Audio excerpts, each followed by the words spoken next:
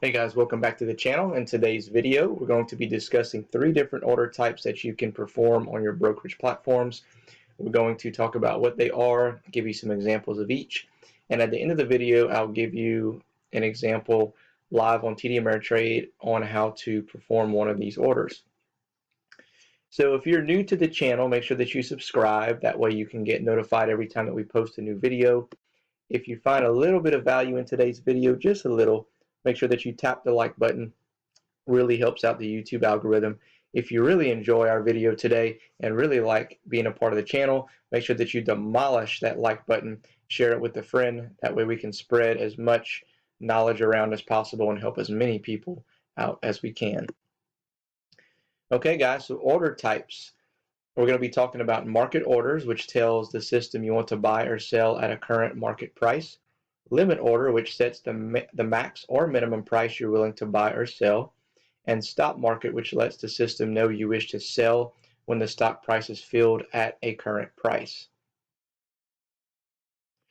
So for a market order, basically, if I want to buy a certain amount of shares, then I'm going to put the market order and I'm going to say whatever the price is, it doesn't matter. Basically, I want to buy a certain amount of shares, whatever that market price is. So this can be, maybe it's a long-term position I'm trying to take and I want to just get in, and I know that the price is fluctuating up and down, but I want to get in somewhere around what the current market price is. Okay, so in this example here, the bid and ask prices for shares of this ticker symbol LCA is $18.50 and $20.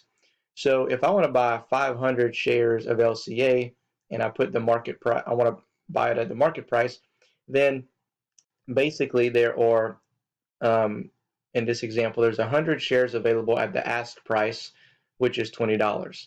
So if I put an order in for 500, well, there's only 100 shares available, so they're going to put my order in for 100 shares at $20. Well, my next available executed order is going to happen again at the market price. So let's say the stock goes up, but I do have 400 shares available at the ask price of 22. So I'm going to basically get executed at $22 a share for 400, and then my other price, remember, I got executed at 100. So I still own 500 shares of LCA. However, I paid 2 different prices, but it doesn't matter because I got on average close to what I wanted to get.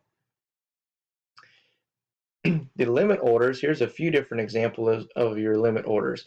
So let's say a trader wants to buy a stock ABC, which is currently at 95 cents a share.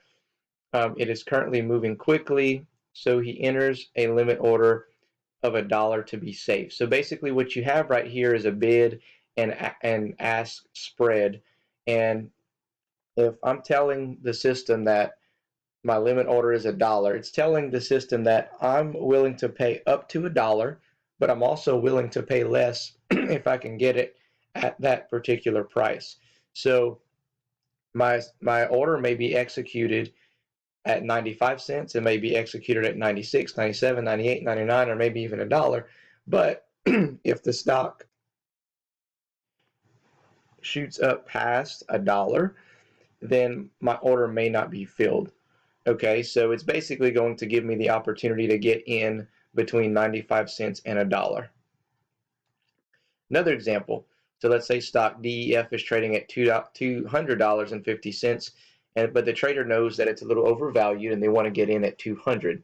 They can set a limit order at 200, basically telling the system, I know it's a little bit high right now, but when it dips down to 200, if it does get there, I want to go ahead and buy it.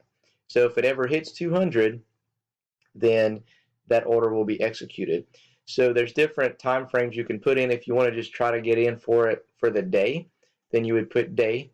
If you want to just go ahead and put good till canceled, meaning I really want to buy this stock, but I know that I wouldn't pay more than $200, then I can say limit order of $200 per share and just put good till canceled. And eventually when it hits that amount, then my order will be executed if they have that amount of available shares that I want to purchase.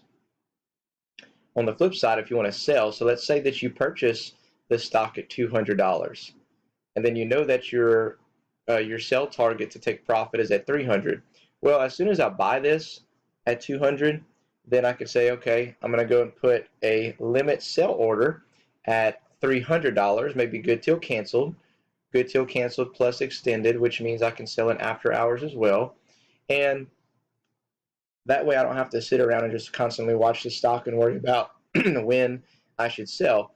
Basically, once that stock climbs and hits 300, the system will execute that trade for me and sell at $300 per share.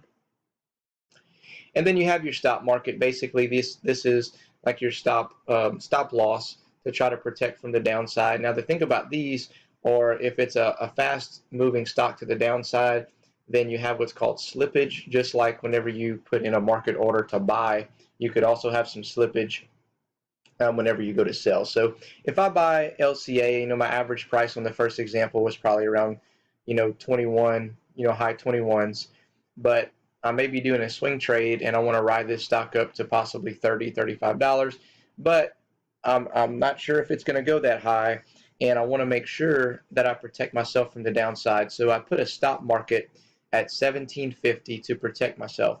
Basically, what that's going to tell me, or what's going to tell the system to do, is if the market price is 1750, then I want to sell my shares at 1750 or anything close to that, basically whatever the market price is going to be. So it's going to trigger it at 1750, but it doesn't necessarily mean it's going to sell all of my 500 shares at 1750. It may only sell 5 shares at 1750.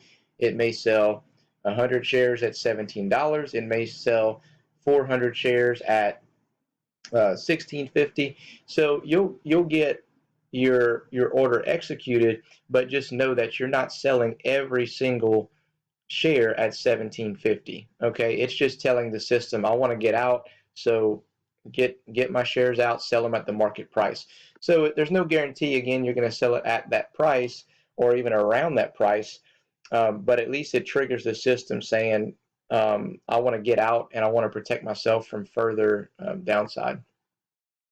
So what type of orders do I use? I use limit orders. My time on the trades will be day or good until cancel, depending on what type of trade it's going to be. A lot of the times, if I want to get into a trade for swing trade, I'll do most likely a day or extended time period for after hours or pre-market. I'll use stop market orders on some trades that, especially that are slow moving and that I know that I'm gaining profits on. I'll just kind of keep increasing my stop market order, and I'll also use a trailing stop with it. So, and I'll put maybe a percentage behind it, saying I'm willing to lose 5% on this trade, but basically once the stock keeps increasing, then my stop order increases as well. It kind of basically follows the stock as it moves up. That way I can lock in some profits, but whenever it does dip down, it'll still trigger the system to sell. That way I'm not losing all those gains that I had. Okay, guys, so when you go into TD Ameritrade and you want to buy or sell a particular stock, then whether it be on your watch list or inside your normal portfolio, you just hover over that particular ticker symbol and you're going to hit buy or sell to perform an action. So let's say I hit buy. Then what you're going to see here is just a little snap ticket, and you're going to perform your action. You're going to either buy or sell it. You're going to type in the amount that you want to buy or sell. And then your order type, it's already preset to limit. So if you want to use a limit order, that's perfect. You already have it. If you want to change it, then you can change it to either stop market, stop limit, trail stop, stop loss, but I'm going to say limit. And then your price, then you'll put what the max amount that you're willing to pay. So right now the current ask price is $24.76.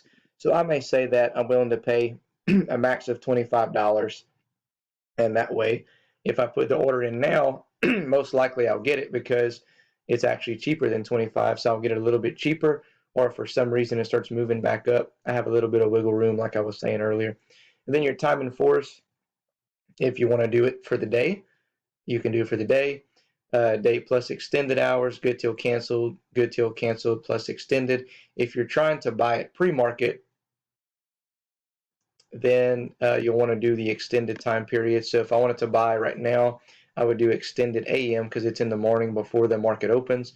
If I'm doing it after hours, I would do extended PM, meaning that I want to do it after the market would close. Okay, once I'm done with that, I would just hit review my order, and it would tell me basically everything about my order. It's going to tell me that I'm buying 1 share of GNOG at $25 a share. I have 0 commission. This is how much is being deducted from my cash account. And then you would place the order, and it would go through, and then you would own that particular stock.